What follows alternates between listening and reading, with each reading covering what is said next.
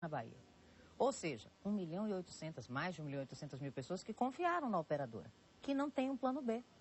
Evidentemente, pela demora, né, na resposta e na solução do problema, a Oi não tem um plano B.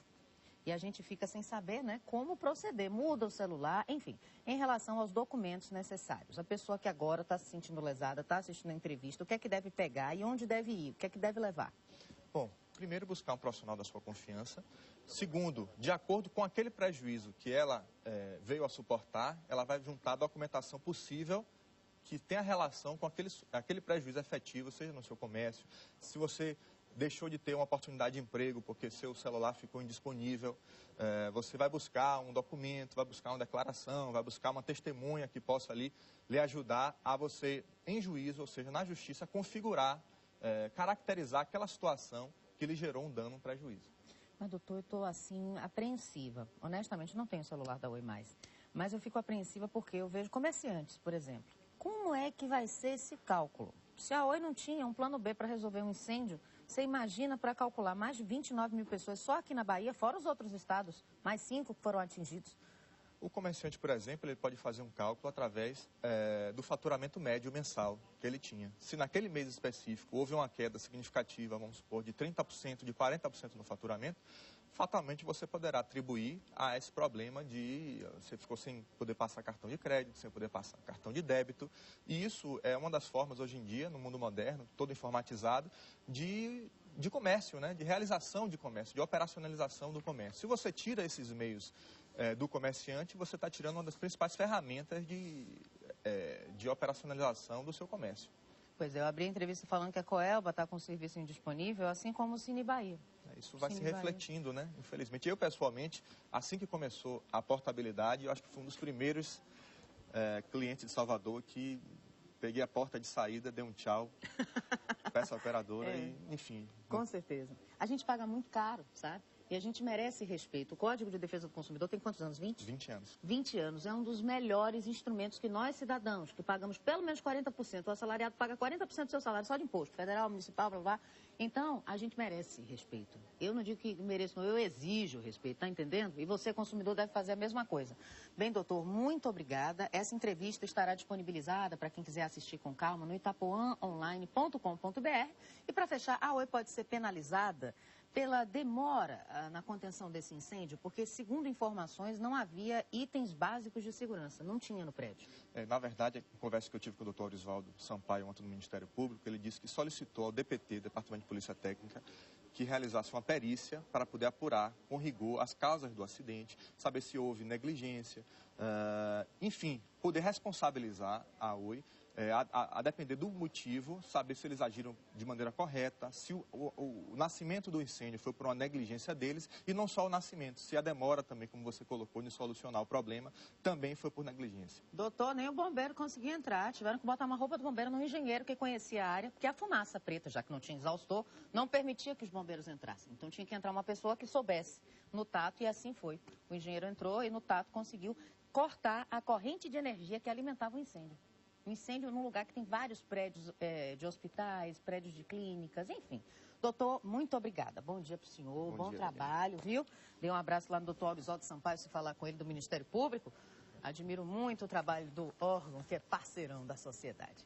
Dante, daqui a pouco a gente vai falar sobre a Praia do Forte, né? Você acha o que da medida lá de estabelecer restrições na entrada de veículos na Praia do Forte? Daqui a pouco vamos falar disso, porque agora eu quero saber cadê Vinícius Cunha, o meu repórter em movimento no nosso Link Móvel. Cadê você, Vinícius?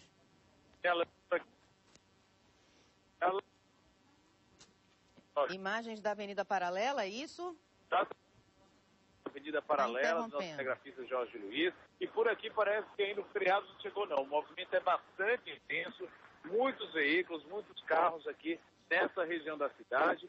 E quem vai pegar no sentido, principalmente, aeroporto e Iguatemi, deve evitar essa região porque fica um pouco congestionado, principalmente quando vai chegando ali já na região do Iguatemi, o motorista deve evitar essa área, Daniela. Em que sentido você está? Que sentido é esse que você está mostrando? Esse sentido que nós estamos mostrando aqui é o sentido contrário. Quem está indo do Iguatemi no sentido aeroporto. O fluxo é grande de veículos, mas o trânsito flui normalmente, não há retenções nessa via aqui, nesse sentido. Já quem vai no sentido contrário, principalmente na região do centro administrativo, ali quando já está chegando também, já próximo ao Iguatemi, existem algumas retenções, o trânsito fica um pouco mais lento e até pontos de congestionamento, Daniela. Muito obrigada, Vinícius. Será que o pessoal está pegando aí a paralela para ir para a linha verde, hein?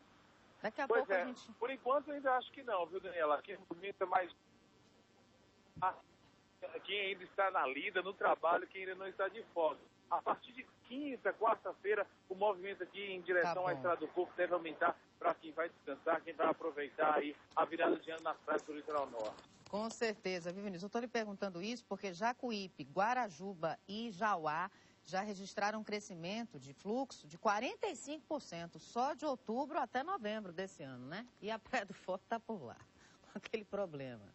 Como entrar na Praia do Forte? Você pode ir voando, você pode ir nadando, mas você não pode ir de carro. Não, seu veículo você não pode levar, pelo menos até o dia 2 de janeiro, viu? Veja só como são as coisas, né? Daqui a pouco, uma reportagem sobre esse assunto e também daqui a pouco, pelo amor de Deus, em nome de Jesus Cristo, não deixe criança sozinha em casa. Eu sei que tantos pais têm que trabalhar, não tem com quem deixar, mas não deixe não. 2 criancinhas de 2 e 6 anos morreram carbonizadas em Feira de Santana.